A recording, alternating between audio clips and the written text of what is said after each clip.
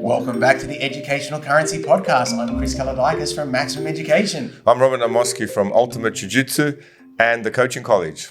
Well, Chris, what have we got on today? Today, we're going to be going behind the doors, behind the staffroom doors. Behind the staffroom doors, what goes on? That's it. So look, what we're going to be doing is giving away a bit of spoilers today.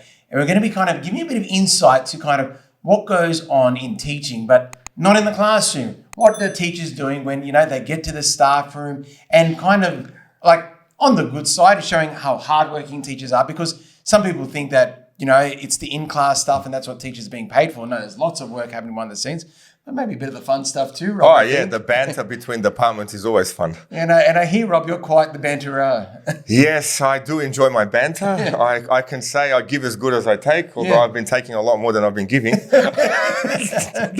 But still, yeah, that's what makes the workplace fun. Yeah, look, it is. And look, within reason. Yeah, within reason, of course.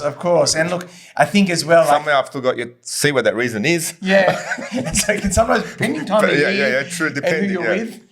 Oh, if you start getting objects thrown at you by the English department, maybe you need to back off a bit. So right, there are some turf wars between the different subject areas, aren't there? That's it. And look, I think one thing as well to make clear with teachers too, like you're hanging around with young people all day, and it's funny because I dabbled in wrestling at one point, and and it's kind of like you're performing to an audience. And it's the same when you're in the classroom that, you've got to be a certain persona, a certain way, professional, when you're in the classroom and obviously being a role model for these young people. But then once you get behind those staff room doors, you can just take that mask off and, and unwind and be yourself. And boy, does it come off sometimes. Yeah, it does, Which is good. Yeah. And then showing, and once again, this is another chance to show teachers we're real people, we're not always, strict and picking on haircuts and, checking your homework and that's all we worry about in life. No. Once we get behind those doors, I think, we see a lot of camaraderie, that we're in it together. All right, that's honestly, when you've got a workplace, you need that camaraderie. Yeah. It kind of makes you want to, you're part of a team, you're supported by your team, you've got your head teacher that's the leader of your group. Yeah. And you understand that they've got pressure from their higher management and you're all working together as one team. Yeah. And it's really good when all the dynamics just fit. And I've been fortunate at both schools where that's been the case. Yeah. And you're a great example of it too, Rob. As well, I believe in the work hard, play hard ethic. That you work extremely hard, and there are certain points of year that we work super hard. When assessments are getting marked, and marks need to be in for reporting, and especially when we've got Year 12 classes and preparing for the HSC. But then it's very important too, as a teacher, to unwind. And we've touched in previous podcasts to how important that is for well-being in our industry as well. We're human creatures. Yeah. So we have to socialize. Yeah. Being a loner, isolating yourself, it's a path to disaster. It's never served anyone well. Yeah. And sometimes, if you're in a department and you notice someone that could be going through something, they could have something on their mind, you're not a counselor there to help them fix that. But you are a person there they can socialize with. Yeah. They can release some steam with. You can be that friend that, as a department, you can go for breakfast. Then they can take their mind off whatever problems they're having and then actually put a smile on their face and come to work. Yeah. And sometimes that's what makes it so hard when certain staff members leave. And we've spoken about this before too. And it's funny, because I've mentioned before, quite a number of my close friends have left over the past few years, yourself included.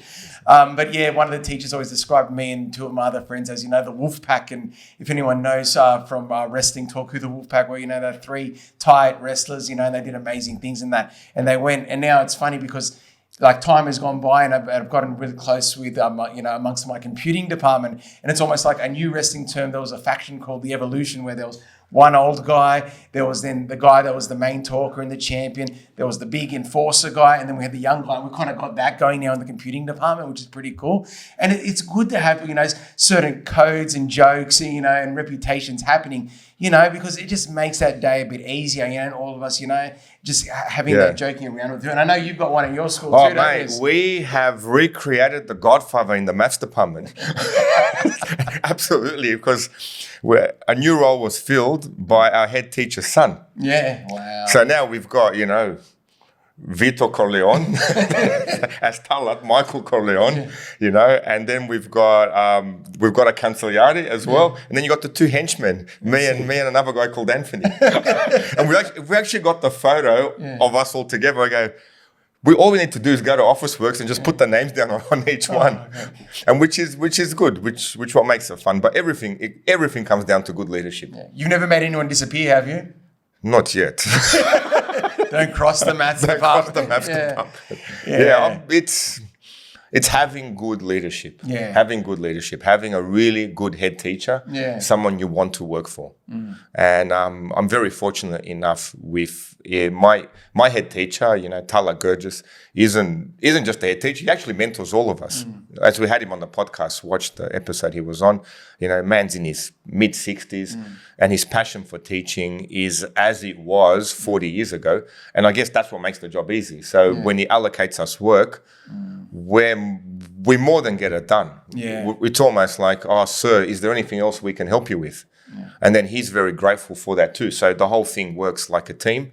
And now we had Mr. Humble on as well, and he's kind of bringing a new level of leadership in and counselling and bringing all these new programs into the school that we're very excited about. Yeah. So everything comes from leadership. It has to, and straight from the top. I mean, if you've got a really good principal, he puts down the policy and procedures that everyone else follows, and at the end of the day, he's the boss. Yeah. And if that's not the case, then you kind of feel that tension there. Yeah. Look, it's good you said that with leaders too, because I remember as a young teacher, and like I said, I started teaching when I was 21. But when I worked at Fairfield, I had two amazing coordinators looking out for me, Warren Dunbar, the TAS coordinator, and James McFarlane, the learning coordinator. And like, with me, like obviously 21-year-old young Chris, you know, I was loose. I was more to the other way, you know, very relaxed and, you know, party time. But they showed me that, like, you obviously, you know, you can have your fun, and they always made sure they check in on me and look after me too. But they're great role models they were very hard workers, you know, they were very hard working in many capacities of the school, like leading a department, leading ICT. And then I love seeing that they were both so focused on checking in on their staff. So like they're just very mentoring to me too and guiding me. And I think part of it too, giving me small projects to do. So like, you know, nothing that was too outlandish, but like giving me projects like, Chris, how about you work on this? Like, you know, and, you know, give me an opportunity to shine and have pride in my work as well. So the leaders are giving me opportunity and, like, you know, and helping me socially, you know, Chris, you just got to calm down a bit in that area and do something that nice in this area and things will work out. And I've had many good leaders after, especially as I've worked, you know, in my current school too. But those two stand out because like they were my first two really good mentors. And just, yeah, there was a clear, you know, this is how you behave socially at school. This is how you almost become a parent, that they become your parents. Yeah.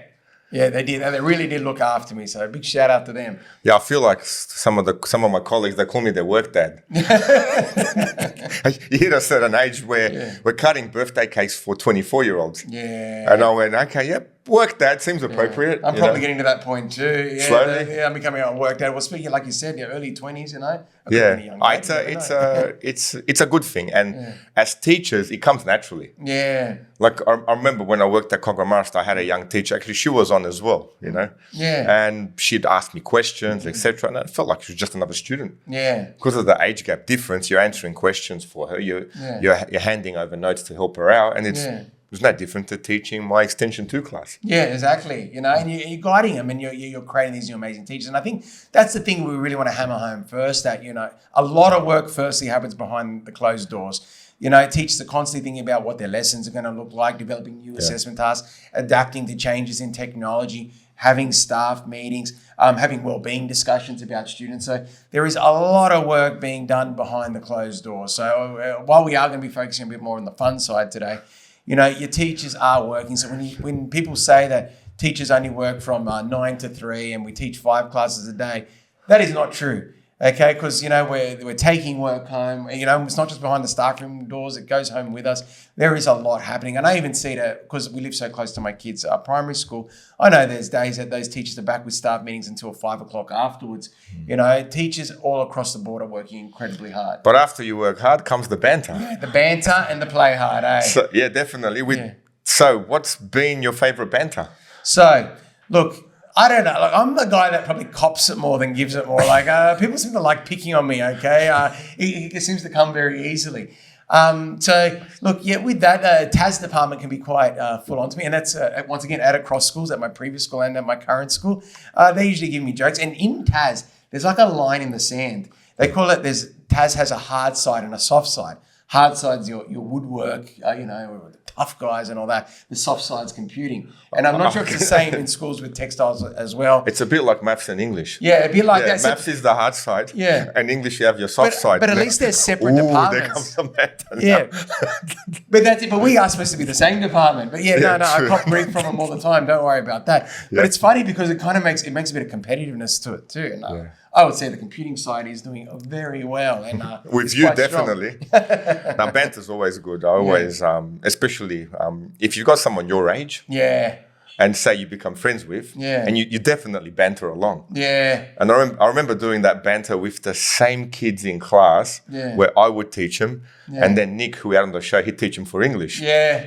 And then all of a sudden, I'd say something that was more capitalistic. Nick would say something that was more, socialism. Yeah. And then we'd kind of banter each other through the kids. Yeah. And they love it, don't they? Oh, the kids. They love it. They fuel it on. They love being on the joke. But the kids don't realize they were actually good friends. Yeah, of course. But it makes the workplace fun, but you got to keep it. You got to keep it within the workplace. Yeah. Especially when it comes bantering with kids. But with staff, I've had a lot of fun. Yeah, I imagine so. Yeah. First thing is work hard. Work hard, be useful, make sure you're a very, very productive member of the team. Yeah. And then everything is done in humor. Yeah. In humor. Like when you see the English department and they're all, up to their necks in pens and writing, etc. A slight comment here or there. If you studied harder, you could be a maths teacher. You wouldn't be suffering like this. And then you get some sort of, and they're very creative when they hit you back because obviously they're more literary than we are. Yeah. And it makes it fun. Yeah, and I guess it's built in every teacher it's more so in high school, I guess, because we all do teach in different faculties. But every faculty thinks their subject's the most important, and there's certain... Without maths, how could you possibly do science? That's right. So any science problems, come to maths. We've got the answers and solutions for you. So we're going to have a science teacher on soon, aren't we? Mate, probably get crushed. Yeah. But still, I actually had a shirt, I walk around personal development days, Of course I teach maths. Even science teachers need heroes. Oh, God. I got it. If we bring Christian Zilic in, I'm sure he'll be able to roast me. That's it. You've been called out now. Christian, come on, Christian. We're going to get you on the show, my friend. I'll chase him up this week, maybe. Yeah, definitely. Actually, he's on holidays. Yeah, I'll have to chase him up another time. Yeah, very good science teacher. Yeah. But as well, I find it's like obviously we've talked about the teaching and learning in the lunchroom, but then also things like we spoke about camp in one of our recent podcasts too. Is a great chance of staff bonding too. But then also sport, like some of my best bondings happen, when you put on gym with the other teachers. Like this week, I was with one of the teachers who's new to the school, Matt, and he's just fantastic. And we had a great time together talking about workouts and training together. But I train at the school gym too, just for mental health and well-being and to stay fit. And I go to one of the young guys for tips because he knows all the fitness routines, he knows all the supplements, and he's the young computing teacher, Tom. And and just that kind of banter, how do we, make ourselves healthier and learning from the younger generation or from the older generation and finding activities you can do together. And I know that some teachers, they sort out teams together outside of school. They play OzTag together and soccer team together. I know some play pickleball together and they're trying to get that set up, finding activities you can do to stay fit too, because, we can never stop hammering home the importance of well-being and how much socializing with the peers is a part of it. But you have to. You work at say you're staying at a school 1 year, 2 years, 5 years, 10 years. I mean, these are your colleagues. Yeah. And then become your friends. Yeah. So, and those years go fast. They go so fast. So how many years have you done as a teacher now? So I've been at my school for 15 years and teaching for a total of 20. But that 15 years, it's starting to freak me out that I've been there 15 years. And it's funny because when I started at the school, like I said, I had many mentors there too. Yeah. And then that staff had moved on. And it's kind of hitting me now that I've been at the school as long as those people that I remember being there forever, because those people were there when I was a student. And so it's getting crazy that I've been there 15 years. And like I said, you've got your core group of friends, and I'm very happy that they've all moved on to other places. And it's funny because I remember the table when I had my first start meeting for vet, and other than 2 people who are both in leadership positions at the school, the rest of the staff have all gone to other schools. It's a natural progression. It's a natural progression. I'm happy for all of them, obviously, and that they are all going so good with their careers too. But it also shows how the socialization changes. Back then, I was the young guy, fun guy, party guy. I'm not a fun guy anymore. Yeah, you are. Come on, man. I'm lame. I know I'm lame now too, but there are new, young, fun guys there. And it's great to take them under your wing, and they show you respect and look up to you and things like that too. So my roles change, but that's a natural progression in my career too, where I'm at. For me, teaching was new. Yeah. So I stepped into a role and went, okay. I was fortunate at the first school where the people were my age. And they took me in as one of their own straight away. Yeah. Within a month, it felt like I knew them for 10 years. Yeah. And having that similar age to them, I was able to learn very fast off them. Yeah. And that worked really well in my favor because the Banter was Generation X. Yeah. So everyone's Generation X. Yeah. And we were able to just bond with them very quickly. And I'm glad to say, I'm still friends with them to this day. Yeah. And then stepping into St. Mary's and St. Mina's, and I went, okay, this is a different dynamics. Yeah. Straight away, my first intake here was, okay, let me do this properly. So, okay, first of all, let me get this job down right first. Yeah. Let me make an impact teaching these kids, and then I'll see what's going on with the staff. Because it was very different going from a bigger, Catholic school into a small independent school. Whereas we just had our maths department, whereas here it's just one department. Yeah. You can easily say you're interacting with PE as much as you're interacting with science, with history, with everyone.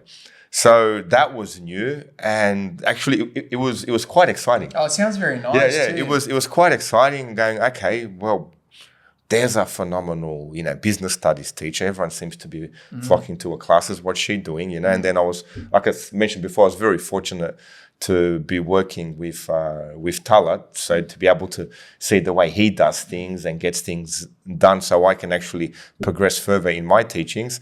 And then, of course, comes the banter. Yeah, that's right. The reward.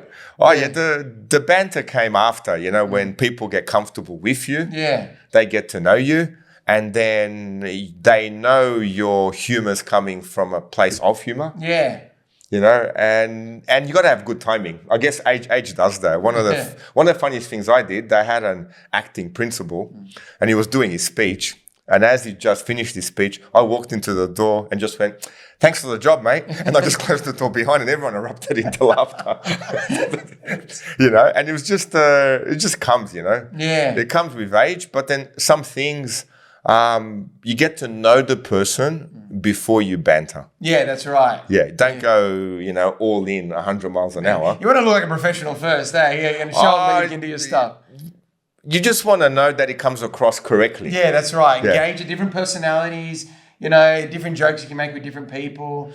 Look, the staff room is a place of work. Yeah. Is a place of work. And when people are working, you're getting your job done. Yeah. And again, you're there to do a job. Yeah. And get that job done first, and then see if anyone else needs help getting their job done. So, look, I already mentioned before, that you're developing lesson plans together. Those lesson plans have to be derived from a program for each subject at each stage level. Each of those programs need to be signed off for registration, saying that you've taught them all and going through that. Older staff usually guide younger staff in what to do there. You review those programs every year. So there's just this constant cycle. And look, I'm making it sound like it is a long cycle, but obviously it's for the integrity of teaching and keeping things timely and up to date for hard work. And then you got to think of new imaginative assessment tasks. And then as technology changes, you update those technological or those assessment tasks. And that's a big thing now. Because especially, I think English is the one suffering at the most at the moment, that so many students are looking at AI and using that to develop essays, and then Obviously you can guide them in how to write an essay, but then how much is their work, how much is not. So people need to be retrained on that. Some staff know things better than others. And once again, that's why staff need to work with each other there to guide each other through. And then there's also the planning of activities, whether it be in your faculty or across the school. And like your previous school where I come out is a very busy school. There's activities all the time. You got sports days, you've got carnivals, you've got camps, you've got assemblies. We're both at faith-based schools, so you've got special maths and feast days. And all these things need to be organised too. So there's just so much going on. But then once again, with those days comes the camaraderie and everyone working together to put them all together. Well, it's the hard work that builds the camaraderie. Yeah, it is. Yeah, it's if you're slackening off and you're not pulling your weight and it's done in spite or you don't want to be there, you'll eventually quit. Yeah. But the hole you leave, someone needs to fill that. Yeah. And that's where camaraderie is built, actually. Yeah, well, that's exactly what I was thinking when you said that. Yeah, on someone who's, let's say, slackened off, doesn't want the job anymore, quits, well, who's going to take up those pieces? Yeah. This is where the team comes together. Yeah, that's right. It is. And that's why it is good to be involved in so much of those extracurricular activities too. And especially the teachers that give up their time for sports and coaching. Like teachers are constantly giving up their time, for doing a whole variety of the things in schools. It's just in their nature, isn't it? Yeah, that's the whole, your makeup of the profession is that. Yeah. Down to your core, you naturally just do that. Yeah. It's not even takes that much of an effort. I mean, you're a teacher, you really like soccer. Yeah. It's almost like you want to take the soccer team. Well, that's right. Yeah. And you gravitate to where your passions are. Yeah, I seem to always be drawn to the weight room. Same here. Naturally. Thursday morning, 7 a.m. At the school I'm at, St. Mary's and St. Mina's, every 7 a.m. they open the weight room up for kids to train. That's good. And then I usually have my Thursday morning, 7 a.m. I walk in, then there's a bunch of kids. Okay, what are we doing now? Chin-ups, bench press, I correct the technique, etc. And it doesn't feel like it's effort. Yeah, well, I agree 100% because like as this year I got a new year group to coordinate and I went straight to the sports coordinator and I go, can you please put me on the fitness with those guys for sport? Because I find that's a way for me to bond with the students. I go with them to the gym and especially year 9 when they're kind of starting that journey in fitness. Like I can guide them through that. I'm not that I'm some big shot, No, you're all right. Like I'm doing all right. We'll fix that. A lot coming from him. No, you're good. You're fit. You're a wrestler. But it's so true. Like, that we all do find kind of our ways of the things we love doing. And then we bring that forward to the students as well. Yeah. And that is a nice way that we can give them a little bit of that real world experience. Yeah. And I found banter between teachers is quite comical. Yeah. When it's done right, man, you are on the floor in stitches. Oh, you are, and everyone just loves watching it. You never want to be the victim of it, and you're seeing your peers cop it from others sometimes. It's not just those involved, but the whole group around having a laugh together. It's just so meaningful. I've got to say too, actually, you brought up the generations before when you said you guys are all Gen Xers. From my experiences in school, I find it's like, the older the staff are, so like I'm going back to boomers, they're the most wild. And then the Gen Xers, and then the millennials, and then the Gen Zs are probably the most quietest ones. The Gen Z still want to live on impression and get promoted. Well, that's it, they're still... there's banter. Yeah. But they see... No, just kidding. But I reckon you're right. But it's funny because isn't that contrasting how I started my career? It's experience. Yeah. Can you read the person correctly? Yeah. And all of a sudden... Sometimes it's serious. There's no banter. Yeah. Like you're there to help. You're there to solve something. Yeah. Sometimes a little bit of humor goes a long way. Yeah. And, the longer you've lived, the more chance you've had of stuffing up and actually knowing when the correct timing is. Yeah. And this is everything. And sometimes just stay quiet and watch people go. Yeah. But I got to say, some of the boomer teachers I've worked with, they were the loosest ones. Like, I guess they worked in a different era of teaching too. Like, there's a lot more paperwork maybe it's age and technology. Maybe it's age. Yeah, it's like age and I guess what it was. But yeah, it's funny. And they were hard workers, but once again, that work hard, play hard, and they play hard. They play hard, man. Yeah. But it's what you need. Yeah, it is what you need, and we love it. It's what you need. We used to have a guy, and once again, one of the older staffers, and he used to just give it to us all the time, and it was hilarious. I hit one of the sharpest tongues on him, in the TAS department, but he kept us all in line too. But yeah, so could he take it back? Yeah, he could. We think sometimes he got a bit grumpy. That's okay. But yeah, we did give it back to him. It's nice to get it back from the young people. Yeah, and he loves picking on me. Don't worry about that. Oh, really? Yeah, he did. Yeah, no, it's good time. But yeah, look, it's what keeps us going. And look, it's important because it keeps the staff room social. Because like I said, it's hand in hand. You work hard, you play hard. And I think that's for any workplace too. But I think also it is unique to teaching because, as said at the beginning, we do have to keep this serious face in front of the class. We've got to be professional. We're putting so much time and effort, and we have to be role models too. But then I think that's why we also need to release as teachers too, so that we do get to the staff room with our friends. Tick everything off first. Banter's last. Yeah, it is last, banter but is necessary. Last but necessary, which means work hard, learn fast from older teachers. Yeah. Become very, very good at what you're doing and your subject content. And then actually become useful in your department and in your school. Yeah. And then that opens up the door for banter. Yeah.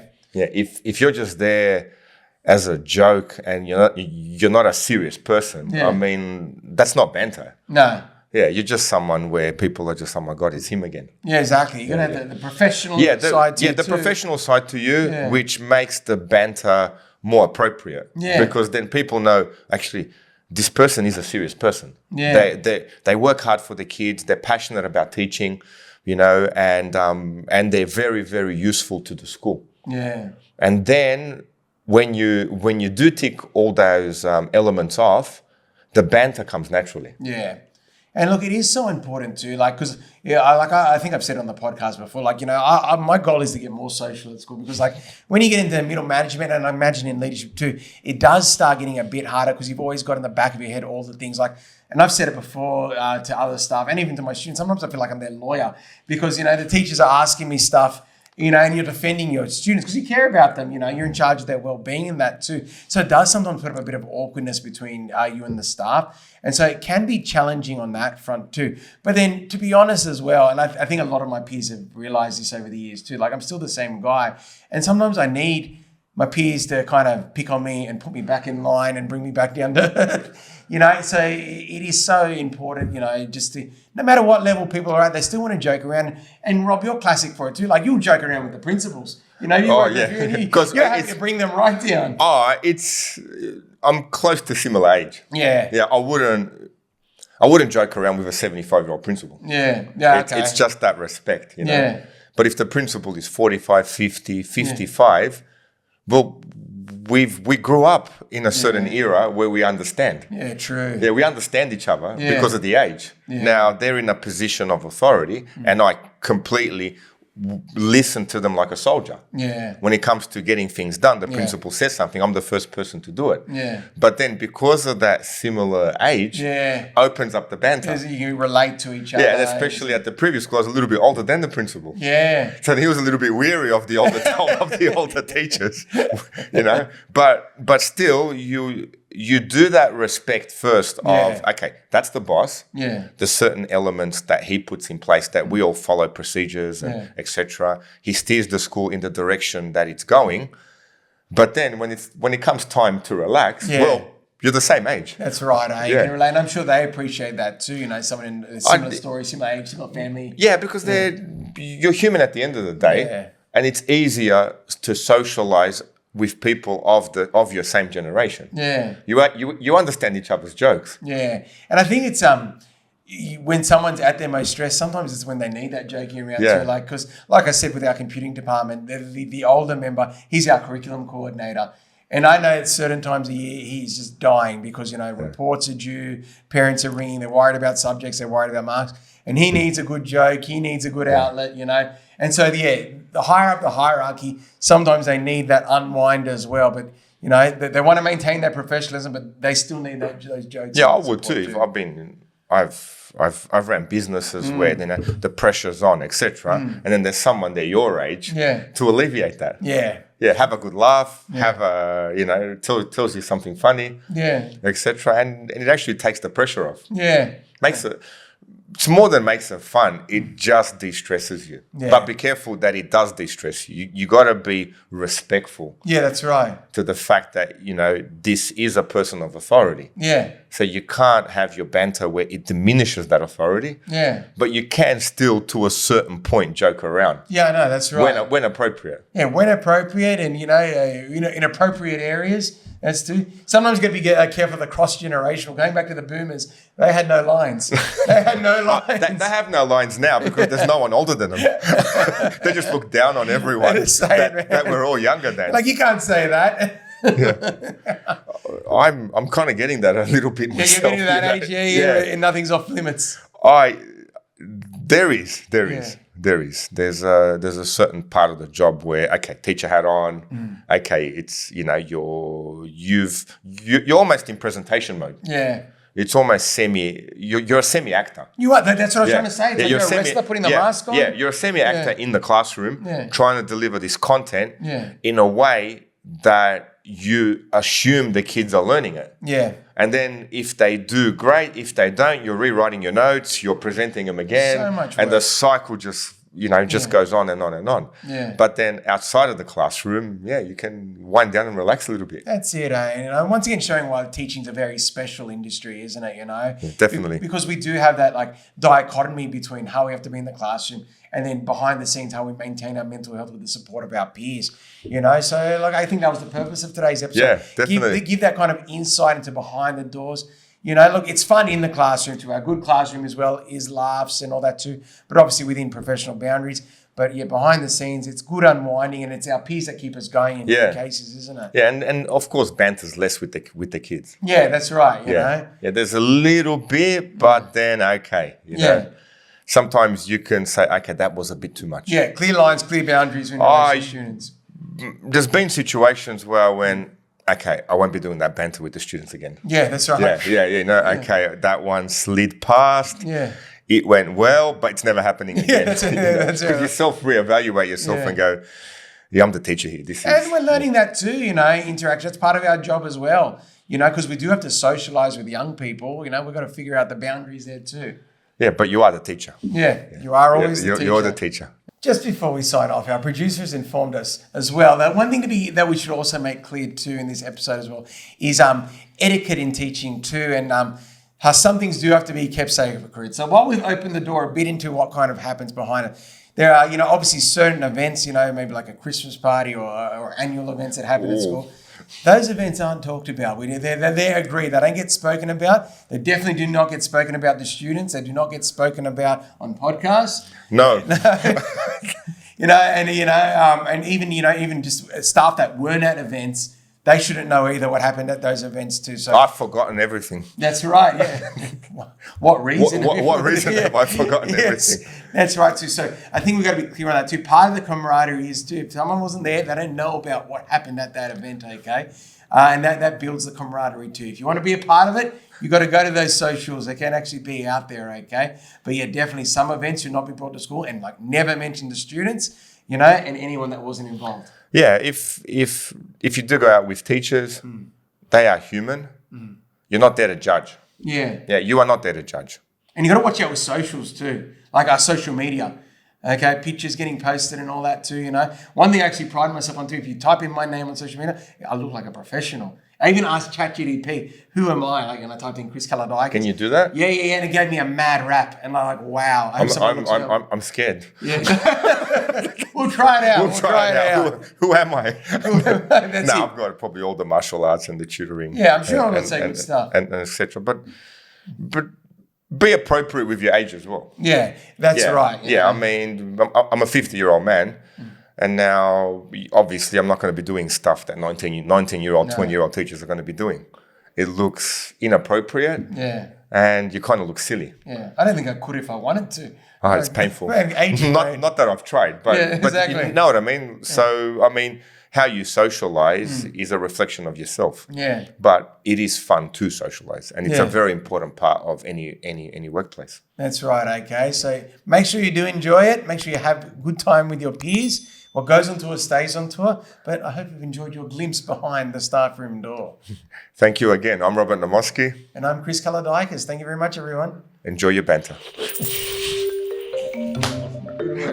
Easy. Man, you've got